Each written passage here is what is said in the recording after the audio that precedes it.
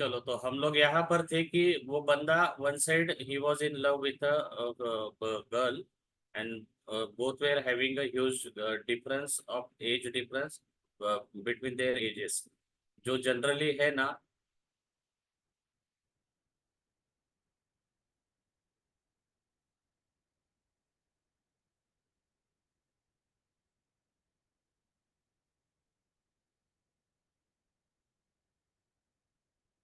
जो जनरली है ना एक्सेप्टेबल नहीं होता है, और ये एक्सेप्टेबल नहीं होता है कि if you are in a love with someone and from only only from your side, and you are forcing the other person to get married with him और विथ हर।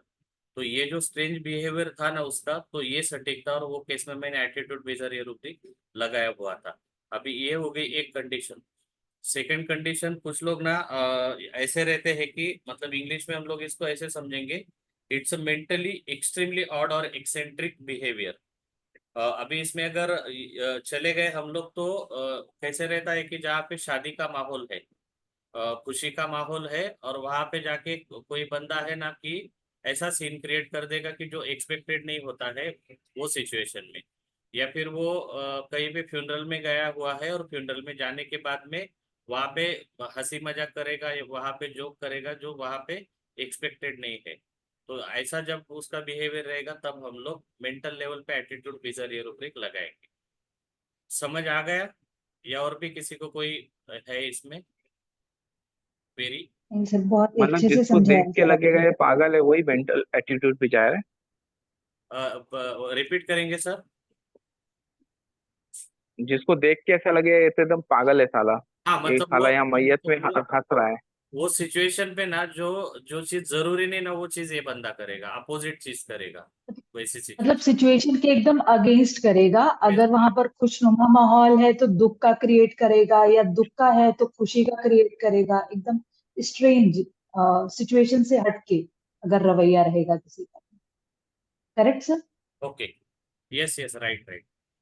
हो गया पे एटीट्यूड बेस्ड रूब्रिक क्लियर? ये sir ये मैं sir इस तरह होगा ना, जैसे कोई किसी का डेथ हुई है तो वहां जाके कोई बहुत ज्यादा हंसने लगता है तो फिर एटीट्यूड बिगाड़ है मेंटल लेवल सर पे थोड़ा लाउडली कैसे? बोले, मेरा ना वो लैपटॉप के स्पीकर से सही से सुनाई नहीं दे रहा है मुझे, बोलिए। हेलो? और वहां पे कोई मतलब जोर जोर से हंसने लगता है अचानक से, तो मतलब ये भी हो सकता है कि एटीट्यूड बिगाड़ ले सकते हैं ना। सर मैं सुन नहीं पा रहा हूँ आपको सही से। मैं नेक्स्ट नेक्स्ट इस पे चलूँ, नेक्स्ट टॉपिक पे। Okay sir. आपकी क्वेरी ना मैं ग्रुप में ले लूंगा सर, जो भी रहेगी वो। ठीक है? Okay sir. हाँ। यस तो सर। अभी ना फाटक रिपीटर जब हम लोग यूज करते हैं ना, तो एक चीज सबसे जरूरी होती है कि ना केस लेते समय से हम लोग बहुत सारे रूब्रिक लगा लेते हैं। पेशेंट जो बात कर रहा है डिसीज का डायग्नोसिस है। पहली बात तो डायग्नोस्टिक रूब्रिक जितने भी है ना फाटक में, वो आपने हैप्पैज़ार्डली कभी भी यूज नहीं करना है कि निमोनिया का केस आ गया और आपने निमोनिया लगा दिया। तो वो रूब्रिक ना आप सपोर्ट के तौर पे ले सकते हो, लेकिन डायरेक्टली सिर्फ वही रूब्रिक के बेसिक पे अगर आप दवा देने जाओगे ना तो बहुत सारा चांस है कि आप गलत जाओगे। जैसे ना अभी आप एक रूब्रिक देखना, सर्वाइकल सर्वाइकल स्पॉन्डिलाइटिस, उसमें एक सिंगल रेमेडी पड़ी हुई है एसिड पॉस। कोई बुक में देख के मुझे पेज नंबर खाली बोल दीजिए, तब तक के मैं डिस्कस चालू रखता हूँ नेक्स्ट। तो अभी आप मुझे बोलिए प्रैक्टिकली स्पीकिंग कि अपना इतना सारा मट रेमेडिका में सिर्फ अकेली एक ही रेमेडी रहेगी जो सारे स्पॉन्डिलाइटिस, सर्वाइकल स्पॉन्डिलाइटिस के केसेस को ठीक कर सकती है? लगता है आपको ऐसे? नहीं, ऐसा तो बिल्कुल नहीं होगा। नहीं ना? नहीं सर, ऐसा बिल्कुल नहीं। हाँ। तो सारे सर्वाइकल तो डायग्नोस्टिक रूब्रिक जो है ना फाटक में, तो उसका ये लिमिटेशन होता है। कोई पेज नंबर बोला? 49। 49?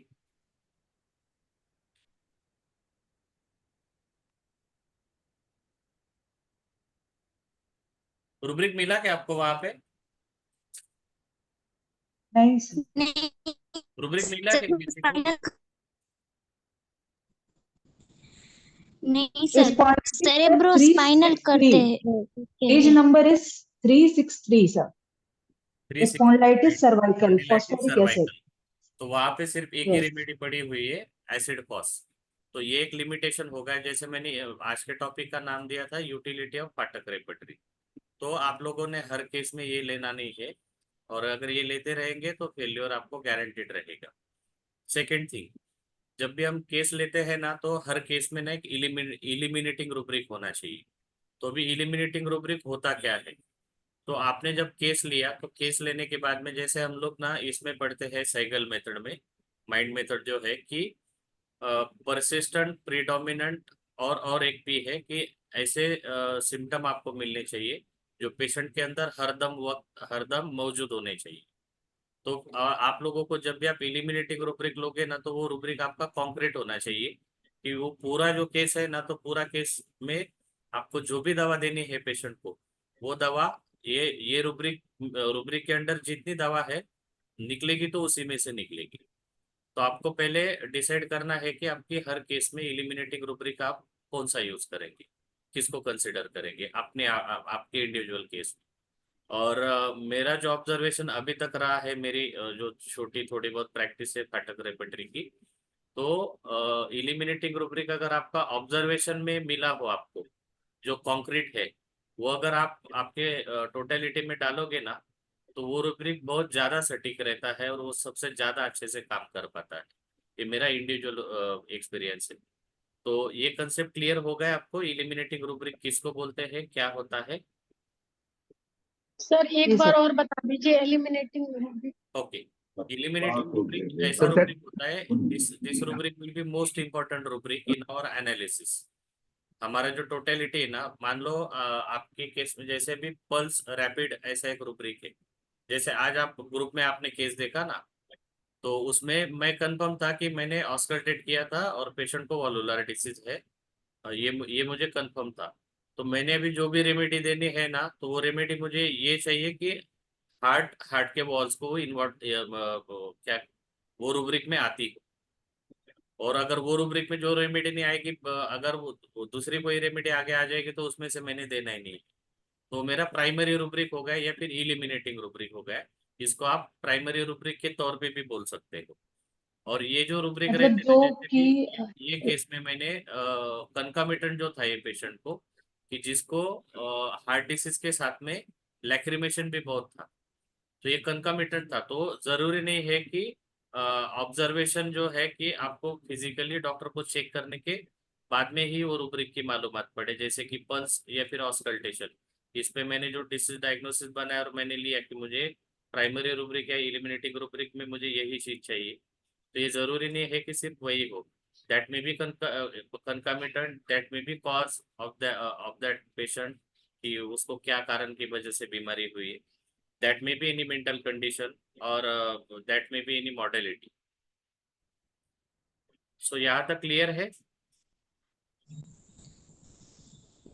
Yes sir. Yes sir. Okay. अभी नेक्स्ट ना, अभी आज के इसमें क्वेश्चन एक मतलब क्वेरी थी कल शायद, कि कॉन्ट्राडिक्टरी स्टेट्स और अल्टरनेटिंग स्टेट्स को कैसे पहचानना है, यस सर, मतलब मैंने ही पूछा था। अप्लाई कैसे करेंगे। ये क्वेरी किसका था? मेरा सर, डॉक्टर रुचिगर। Okay okay okay. तो अभी देखिए, आप पेज नंबर शायद आई थिंक 11 नंबर पेज पे होगा ये रूब्रिक, अल्टरनेटिंग स्टेट्स का देखिए, और पूरा रूब्रिक पढ़िए कोई तो भी।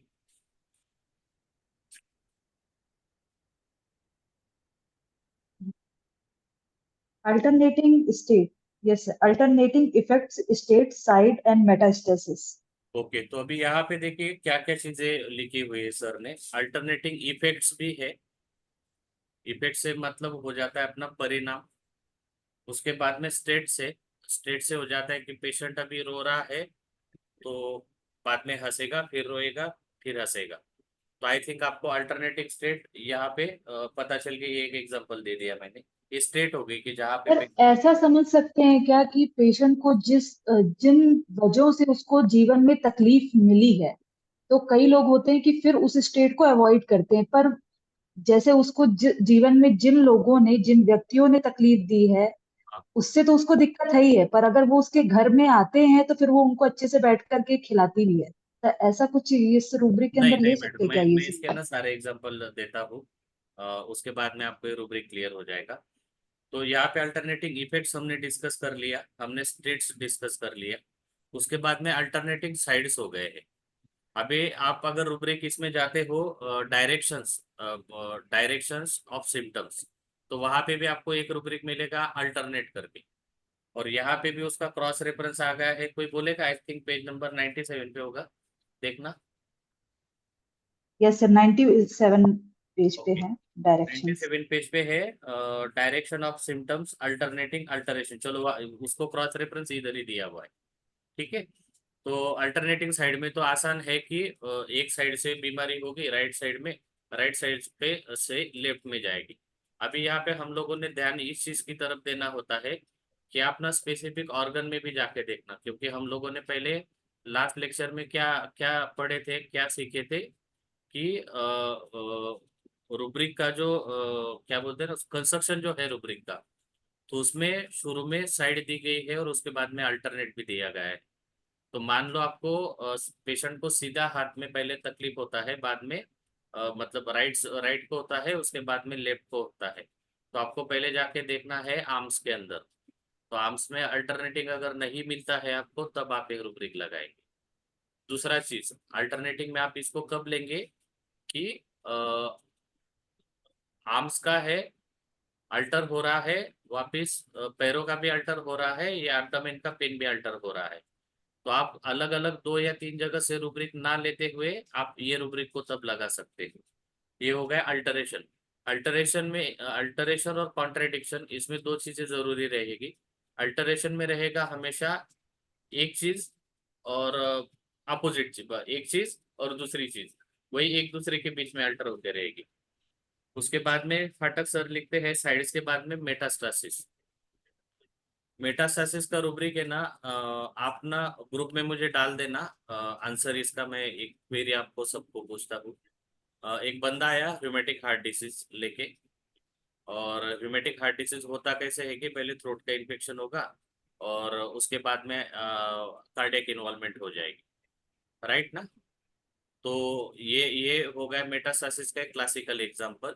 लेकिन अगर रूमेटिक हार्ट डिसीज होता है पेशेंट को, मतलब जिसका पैथोजेनेसिस जो है बीमारी का, वो ये है कि सोर थ्रोट के बाद में वॉल के ऊपर या हार्ट के ऊपर वो अटैक करेगा। तो ऐसी केस में आपने जाके ना ये रूब्रिक नहीं लगाना है। कौन सा वाला? Alternating metastatic. मेटास्टैटिक आप लगाओगे कि उसको सर्वाइकल ग्लैंड का स्वेलिंग था और उसके बाद में पेट की कोई बीमारी चालू हो गई जिसका कनेक्शन इससे था। जैसे कैंसर में होता है कि एक जगह से एक ऑर्गन एक सिस्टम से छोड़ के बीमारी दूसरी जगह पे जाती है। तो ये हो गया टोटल अभी ये रूब्रिक का क्या बोलते हैं ना उसको, फिजिकल लेवल पे definition. Alternating effects of. Cancer metastasis में भी ले सकते हैं ना सर इसको? हाँ मैडम, कैंसर के मेटास्टेसिस में भी ये रूब्रिक ले सकते हैं ना? कैंसर के मेटास्टेसिस में ले सकते हो, अगर आपको स्पेसिफिक ऑर्गन में रूब्रिक ना मिले तो ले सकते हैं। अभी अगर है ना और सर ये ये रूब्रिक। कंट्राडिक्टरी हाँ मैडम।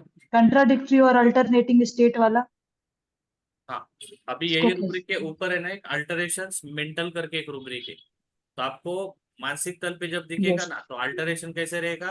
कभी हंस रहा है, कभी रो रहा है, कभी खुश है, कभी उदास है। तो ऐसी जब चीज रहेगी तो आप लोग ऊपर का रूब्रिक अल्टरेशंस मेंटल करके है, सेम पेज पे। अभी जी नेक्स्ट जी। है वहां पे अल्टरनेटिंग इफेक्ट्स के बाद में लिखा है कॉन्ट्राडिक्टरी।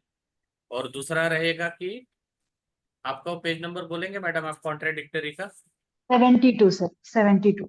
72। ये रूब्रिक क्लियर हो गया आपको अल्टरनेटिंग वाला? Yes sir.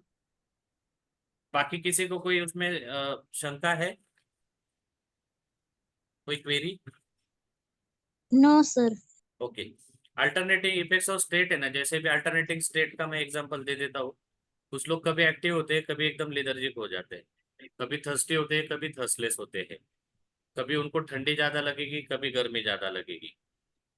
उसके बाद में मेटासासिस का एग्जांपल ना मैंने एक केस में दिया था कि उसको मतलब ये रूब्रिक लगाया था कि सर्दी खांसी ठीक होने की हुई और उसके बाद में sciatica शुरू हुआ, सर्दी खांसी नहीं, कोराइजा था, सॉरी, कोराइजा था। कोराइजा के बाद में सियाटिका की तकलीफ चालू हुई, सियाटिका ठीक हुआ, फिर कोराइजा शुरू हुआ। और हमने तब ना अलग अलग ही कुछ 2 या 3 बार अलग अलग रेमेडी, अलग रूब्रिक देखे देखे, लेकिन ये क्लिक होने के लिए थोड़ा समय लगा, और जब क्लिक हुआ तब बाकी के रूब्रिक्स और ये इसको फिर हमने तब रखे थे प्राइमरी रूब्रिक करके, और यही रूब्रिक लगा के फिर पेशेंट आगे जाके वो दोनों अल्टर जो हो रही थी फिजिकल स्टेट उससे बाहर आया था।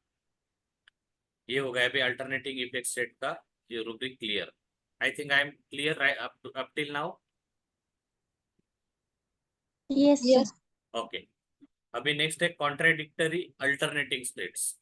तो अभी यहाँ पे हम लोग है ना मतलब देखो ना, ये रूब्रिक ऐसे क्या बोलते हैं ना उसको, कंफ्यूजिंग कर रहे हैं हमें कि अल्टरनेटिंग लेना कब है और कॉन्ट्राडिक्टरी लेना कब है। तो कॉन्ट्राडिक्टरी में क्या रहेगा ना, हंस- हंसी का अपोजिट क्या हुआ, हंसने से अपोजिट क्या होगा, रोना। रोना। रोना। तो हंसना और रोना कॉन्ट्राडिक्टरी है ना एक दूसरे को।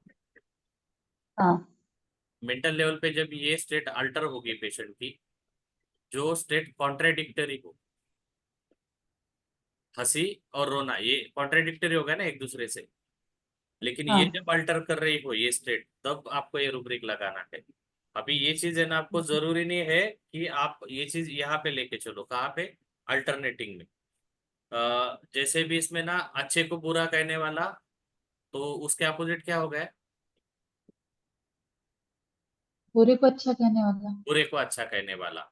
तो पेशेंट का जब बिहेवियर ऐसा रहेगा ना कि अच्छे को बुरा कहेगा, बुरे को अच्छा कहेगा, ये दोनों एक दूसरे को कॉन्ट्राडिक्टरी स्टेट से, तो ऐसी जगह पे आप उसको यूज करोगे। उसमें ना एक रेमेडी एडिशन किया है डॉक्टर DS फाटक ने, आप देखना है, एडिशन किया हुआ है इसका, एनाकार्डियम का, एनाकार्डियम एडिशन है, यस सर, है इसमें। राइट ना, प्लस प्लस मार्क है उसके आगे। फिर यस डॉक्टर DS फाटक यस। जो फाटक सर के बेटे थे, उन्होंने एडिशन किया हुआ है। और अभी आप मटर मेडिका में जाके अगर देखोगे ना, तो एनाकार्डियम में लिखा हुआ है, laughs at serious matters and remains serious when anything laughable happens। Sir ऐसा भी ले सकते हैं क्या कि हंसते हंसते रोना, रोते रोते हंसना? नहीं नहीं नहीं, इसमें क्या होगा ना मैडम, अल्टरेशन है ना, अल्टरेशन जो दो कॉन्ट्राडिक्टरी चीजें हैं ना, उसी में अल्टर करेगा पेशेंट। मतलब हंसते हंसते रोना है ना, वो आएगा नहीं। अगर अभी हंस रहा है, उसके बाद में नेक्स्ट स्टेज में रोया, हंसते हंसते रोना इज कंटिन्यूअस फेज। अल्टरेशन के लिए ओके। आपको वहां पे मतलब पॉज चाहिए, पॉज के बाद में अगर हंसना पूरा रोना, हंसना रोना, यू कैन टेक, ऐसा। You got it. Yes sir. Okay, उसके बाद में ना एक आया था बार्बर सीज में सल्फर आयोड करके दिया हुआ था, किसी ने लिखा था ग्रुप पे कि मेडिसिन सल्फर आयोड दिया गया था। हाँ सर। रूब्रिक बताएगा मुझे इसका कहाँ पे है और कौन सा रूब्रिक रहेगा बार्बर सीज में।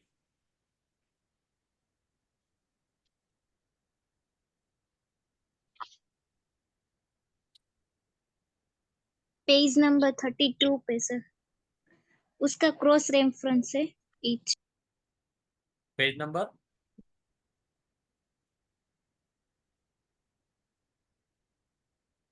Page number 32 sir, barber speech. तो वहां पे सल्फर आयोड रेमेडी है। नहीं सर, इसमें बोला है सी अंडर ईच। तो पेज नंबर 222 पे जाइए आप, है क्या वहां पे, देखिए।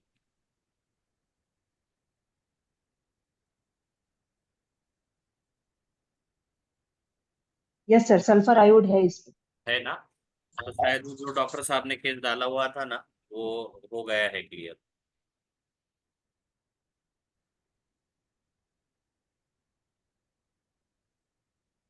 अभी ना मैं आपको एक रूब्रिक मुझे आपके साथ में डिस्कस करना था, जो रूब्रिक ना आपको जब भी लगाना रहेगा, तो लगाते वक्त ना आपको बहुत ज़्यादा कुछ ऐसा नॉलेज की ज़रूरत नहीं है, बहुत ज़्यादा एक्सपीरियंस की भी ज़रूरत नहीं है, और वो आप ऑब्जर्वेशन में वो रूब्रिक के सारे सब रूब्रिक आपको मिलेंगे। और वो मिलने के बाद में ना, आप अगर केस में कुछ भी नहीं मिल रहा है, तो इसमें अगर कुछ एबनॉर्मेलिटी मिल जाती है आपको, तो आप वो रूब्रिक हमेशा और हर सारी कोई भी केसेस में आप लगा सकते हो, मोस्टली इन एक्यूट्स। तो हम लोग जाएंगे पेज नंबर 316 पे। तो रूब्रिक कौन सा रहेगा बड़ा वाला वो बोलिए मुझे। Page number 316।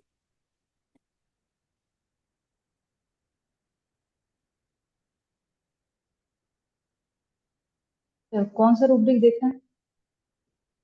बड़ा वाला रूब्रिक कौन सा है पेज नंबर 316 पे? General all pulse over. Pulse pulse pulse, very good. ये ऑब्जर्वेशन में मिल सकता है ना आपको, आपके कोई किसी के भी क्लिनिक में? इसमें कुछ कंफ्यूजन रहेगा ये रूब्रिक लगाते वक्त इसके सब रूब्रिक में? ज्यादा कुछ फास्ट पल्स तो आसानी से मिल जाएगी ना, टकीकार्डिया जिसको बोलते हैं हम, अच्छा, ठीक है ना? यस और नो? सर पल्स चेक करेंगे, प्रोमिनेंट दिखेगा तो बिल्कुल नो डाउट इसको ले सकते हैं। ओके, तो पल्स चेक करने से आपको मिल जाएगी वो, राइट ना? Yes.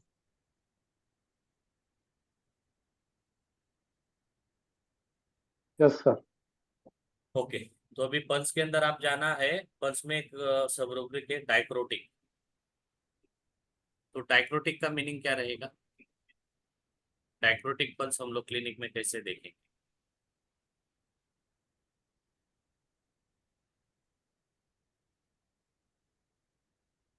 क्योंकि यहाँ उसके पे अंदर ना बहुत ये कम नहीं मिल रेमेडीज रहा है।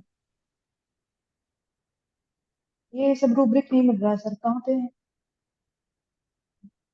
हाँ सॉरी मैडम, रिपीट। ये ये ये सब नीचे रूब्रिक नहीं काली मिल रहा। पल्स डाइक्रोटिक करके रूब्रिक नहीं है? है सर। है जेलसेमियम ना? काली कालिका। कालिकार और जेलसीमियम। हम्म। तो अभी ना हम लोग थोड़ा सॉरी पर मॉडर्न में। मुझे नहीं मिल रहा ये रूब्रिक। हाँ क्यों? मैम पल्स का जो सेकंड सब रूब्रिक है ना वही है। पल्स जो हाँ ओके रूब्रिक ठीक है। स्टार्ट हो रहा है उसके बाद ओके ओके बस चेंजेबल थैंक उसके यू। बाद डाइट। चेंजेबल के नीचे है, हाँ। यस यस मिल गया। चलो मिल गया। तो अभी देखिए ना, डाइक्रोटिक पल्स में होता क्या है। हम लोग जब पल्स देखते हैं, पाल्पेट करते हैं ना, तो पाल्पेट करते वक्त ना हमें कंटिन्यूअसली ऐसा मतलब स्ट्रोक आते हैं अपने को ऐसे ऐसे। तो डाइक्रोटिक पल्स में क्या होता है ना, एक बार जो स्ट्रोक देगा ना तो एक एक बार पल्स देने की जगह पे वो 2 बार देगा। हर पल्स में वो दो बार देगा। मतलब आपको जो स्ट्रोक फील होगा ना यहाँ पे, वो 2 टाइम्स होगा with in a single pulse.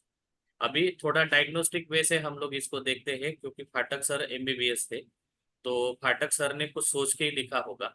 तो फिर डायक्रोटिक पल्स आपको मिलेगी कौन कौन सी बीमारी में, कोई बोलेगा? या फिर कौन से स्टेटस में? Low cardiac output. Very good, very good.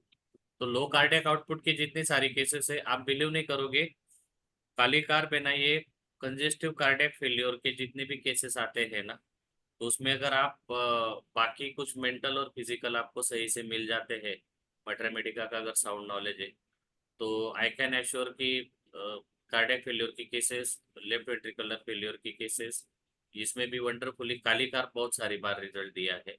और जेलसेमियम आप तब दोगे जब पेशेंट जेलसेमियम स्टेटस में डलनेस, डिजीनेस, ड्राउजीनेस वैसे स्टेटस में दिखेगा, आईसीयू में पड़ा हुआ है या घर पे भी है, उसको मेडिसिन चालू है, क्लिनिक में आया तो वो ऐसा दिखेगा आपको कि पूरा थका भागा है जेलसेमियम स्टेटस में। तब आज आप लोग सोच सकते हो। सेकेंडरी सिप्सिस में भी मिलता है, लेकिन उसके लिए तो आईसीयू ट्रीटमेंट, लेट स्टेजेस, और तब शायद से मुझे नहीं लगता कि, मुझे तो आज तक वैसा मौका मिला नहीं है। उसके बाद में वहाँ पे एक रूब्रिक है, सब रूब्रिक पल्स का चेंजेबल। तो इसका क्या मतलब हुआ?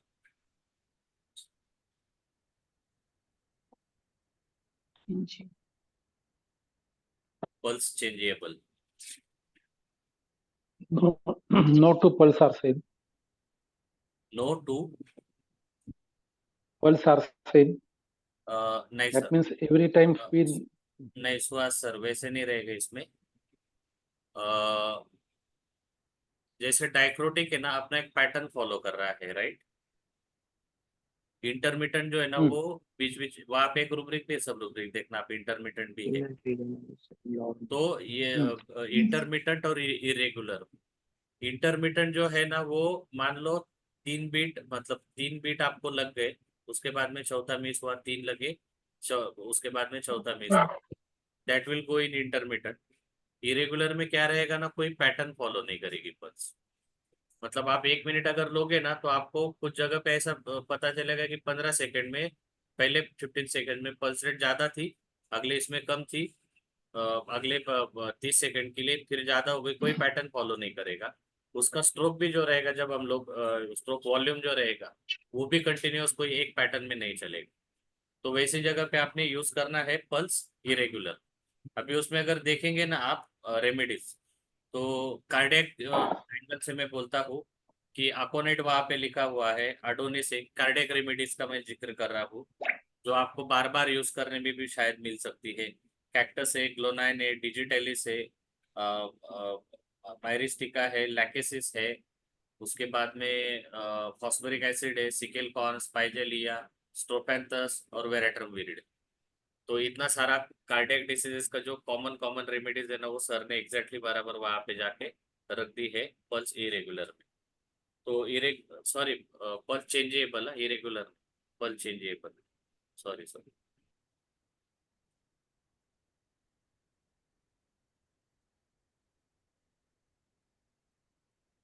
हाँ सॉरी, मैं गलत हो गया, सॉरी, चेंजेबल सर ये वेरिएबल में सब ना सीना, डिजिटलिस, लॉरोसेलिस और नाजा है।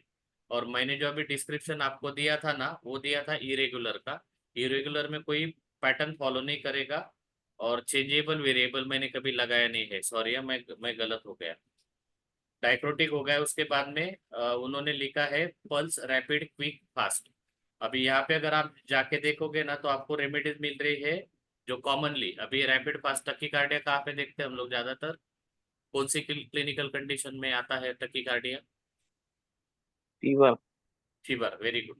तो अभी वहां पे आप जाके देखोगे तो आकोनेट मिलेगा, आर्सेनिक, बेलाडोना मिलेगा। अभी यहाँ पे आप देखना कि बैप्टिशिया नहीं है। बैप्टिशिया हमारी क्लिनिकली आ जाती है टाइफाइड की रेमेडी, और टाइफाइड में रिलेटिव ब्राडिकार्डिया होता है, ठीक है ना।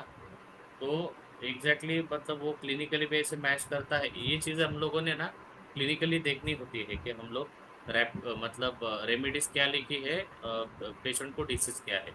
तो वहाँ पे आपको बेलाडोना मिल जाएगा, लैक्टेसिस, मतलब जितनी सप्लोना है, फीवर और उससे रिलेटेड जो भी ऐसी रेमेडीज है वो रेमेडीज आपको वहाँ पे मिल जाएगी। उसके बाद में है रैपिड के आगे आप ये देख लेना, sub rubric slow at puberty. Rapid के नीचे है pulse slow at puberty. Remedy कौन सी है उसमें? डिजिटालिस। डिजिटलिस। कितना आसान है ना कि अपने पास में कोई मतलब कुछ भी कंप्लेंट लेके पेशेंट आ रहा है, और आपको प्यूबर्टी एज में है, और प्यूबर्टी एज में आपको स्लो पल्स मिल रही है, आपने ऑस्कल्टेट किया, कुछ आपको लग रहा है कुछ कार्डियक डिसीज कोई भी हो, आपने उसका एक दो रूब्रिक उठा लिया, ये उठा लिया, मेंटल स्टेटस कुछ मालूम पड़ा, तो एकदम आसानी से आपका केस निकल सकता है ना, पॉसिबल। यस। नेक्स्ट आता है इम्परसेप्टिबल रूब्रिक, देखना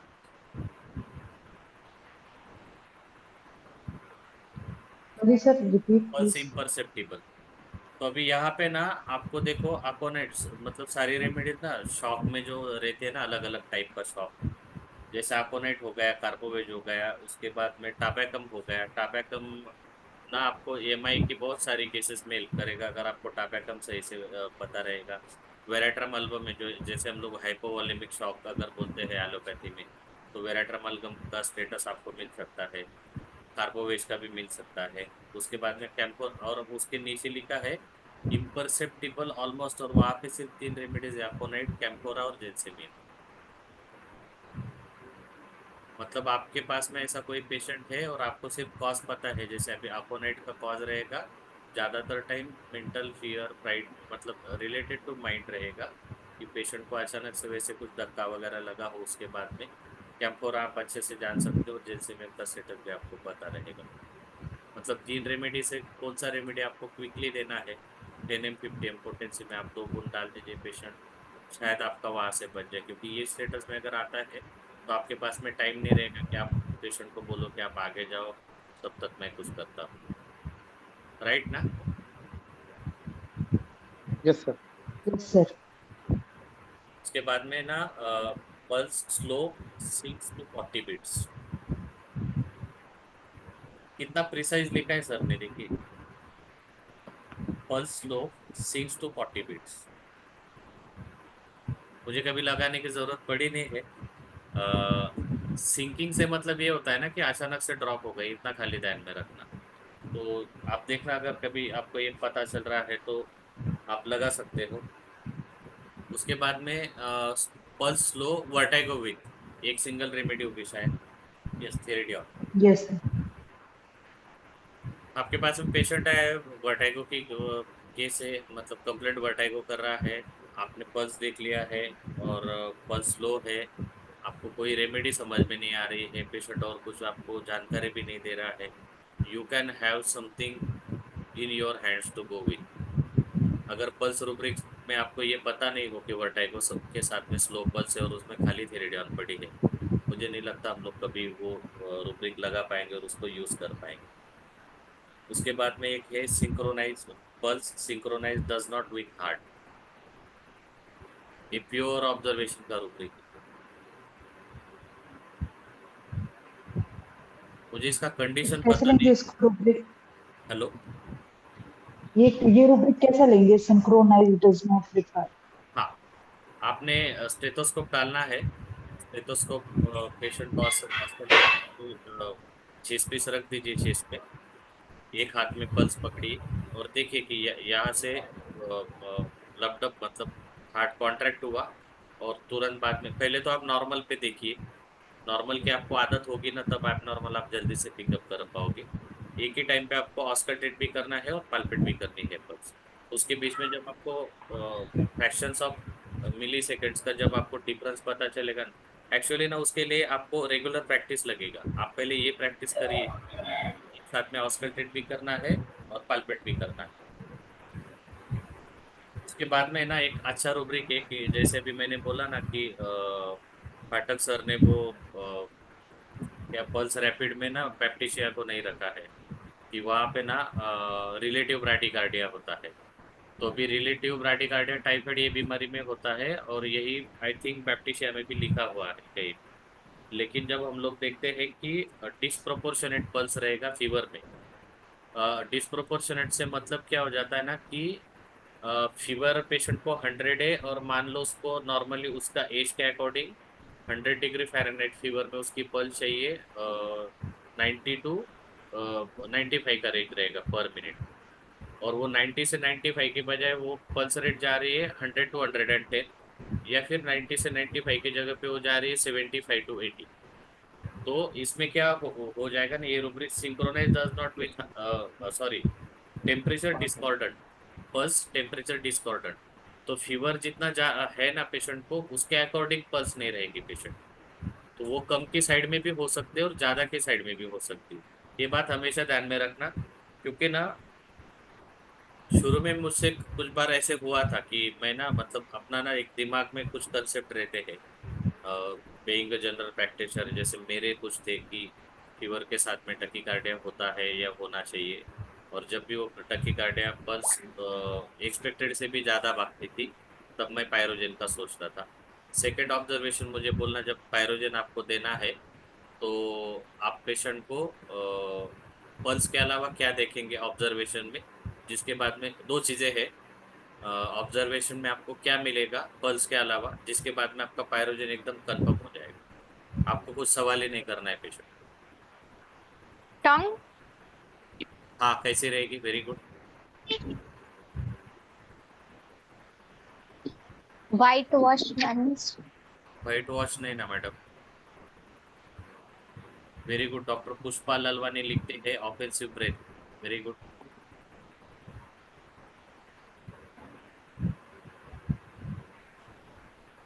हाई ग्रेड फीवर, हाँ, हाई ग्रेड फीवर. नाही हायग्रेड फीवर तर राहील, म्हणजे आपण तो झाला डिस्कस आपला विषय हायग्रेड फीवर। ये मीटिंग एंड हो जाएगी अगले 8 या 9 मिनट में, हम लोग फिर से ज्वाइन करना है। Yes sir. Yes sir. तो मैं ज्यादा टाइम नहीं, कोई बोलेगा या चैट बॉक्स में कोई लिख रहा है टंग कैसे रहती पायरोजन में? Dry thick dry fiery red इसमें सर। ना चीजें ना हमेशा ना ऐसे सिंपल रखो। जब भी आप कुछ मतलब, ये मैं मेरी गलतियों से सीखा हूँ, तब मैं आपको बता रहा हूँ। स्ट्रॉबेरी ग्लॉसी ग्लॉसी फिनिश ऐसा कुछ लिखा है मैथमेटिका में, पायरोजन की टर्म में। कोई देख लेना मैथमेटिका खुल के।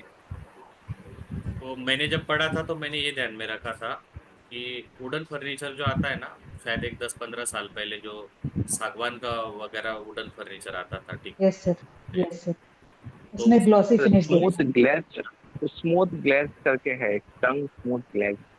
वार्निशर, वार्निश। Varnish, okay. यही, हाँ, मैं यही वर्ड बोलना चाह रहा था। तो फर्नीचर जो आता था ना इसका, साग का, टिकुड बोलते शायद उसको। तो पुराना जमाना के 10-15 साल पहले या अभी भी, तो उसके ऊपर ना उसको चमकाने के लिए वार्निश लगाया जाता है, ठीक है ना। वार्निश जब वो लकड़े पे लगाते हैं ना, तो उसके बाद में वो चमकना शुरू करता है। नहीं तो बेसिकली वो सागवान का जो लकड़ा है ना, वो बेसिक अपने आप से चमकता कभी नहीं है। तो मैंने वो वार्निश टंग जो है ना, वो वहां से दिमाग में लिया। और वो टंग जो है ना, वो आपको ऐसी चमकीली दिखेगी। वार्निशिंग से मतलब हो गया उनका बात करना, बोलना चमकीली दिखेगी। एक हो गया ऑब्जर्वेशन, दूसरा पल्स आपको मिल गया, और तीसरा ऑफेंसिव ब्रेथ। जरूरी नहीं कि पेशेंट की ब्रेथ ही ऑफेंसिव हो, लेकिन आपको ना ये पायरोजन का पेशेंट ज्यादातर बार में मतलब वो आप उसको चेक करने जाओगे ना, तभी उसका ऑफेंसिवनेस आपको पता चल जाएगा। और मोस्ट इम्पोर्टेंट थिंग कि जो एलोपैथी कर रहे हैं साथ में, या एलोपैथी से होम्योपैथी की तरफ जा रहे हैं, उनके लिए जो हम लोग बोलते हैं ना कि पेशेंट पेशेंट बहुत टॉक्सिक है, देखने के बाद में पता चल जाता है आपको कि पेशेंट बहुत टॉक्सिक है। That is appearance of that patient. आपको 4 चीजें मिल गई आपको पायरोजन देने के लिए, कुछ पूछना भी नहीं आपको। You can easily give in your clinics. Am I clear with this one? Yes. Okay.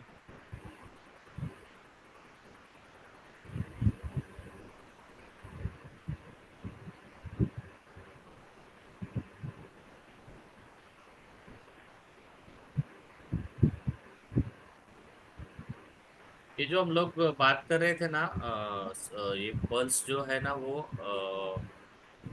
Heart heart का जो ये है, हार्ट से सिंक्रोनाइज नहीं होती है। तो ये कौन सी बीमारी में हो सकता है, कोई बोलेगा?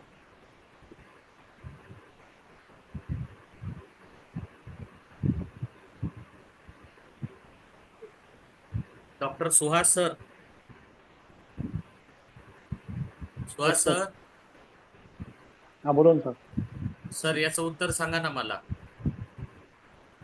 पल्स आहे ना हार्टच्या रिदमला फॉलो नाही करणार, एकदम मोस्ट कॉमन। ESVT. हाँ, वेरी गुड, वेरी गुड। जेवढे टक्की कार्डिया फ्लटर है, जितने भी टक्की ESVT. कार्डिया फ्लटर है ना, जैसे भी वेंट्रिकुलर फिब्रिलेशन हो गया, उसके बाद में एसवीटी हो गया, उसके बाद में एट्रियल फिब्रिलेशन हो गया। एट्रियल फिब्रिलेशन तो चलो अपने को चांस ही नहीं मिलेगा ट्रीट करने को। ये सारा जो है ना, ये वॉल्वुलर डिसीजेस में आपको मिलेगा। उसके बाद में हाइपोटेंशन में भी कभी कभी फॉलो नहीं करती है। और आपको लाइकोपस का ना थोड़ा अगर जानकारी रहेगा कि लाइकोपस हम लोग यूज अभी देखे ना, ये सिंगल रेमेडी के जो रूब्रिक होते हैं ना, अभी पल्स का तो अपने को ज्ञान आ गया, हार्ट के साथ में फॉलो नहीं करेगा, सिंगल रेमेडी है लाइकोपस। तो लाइकोपस हमने कौन से पेशेंट में सोचनी है? तो ये थोड़ा ना मैटरमेडी का काम लोग हमारे दिमाग में थोड़ा सा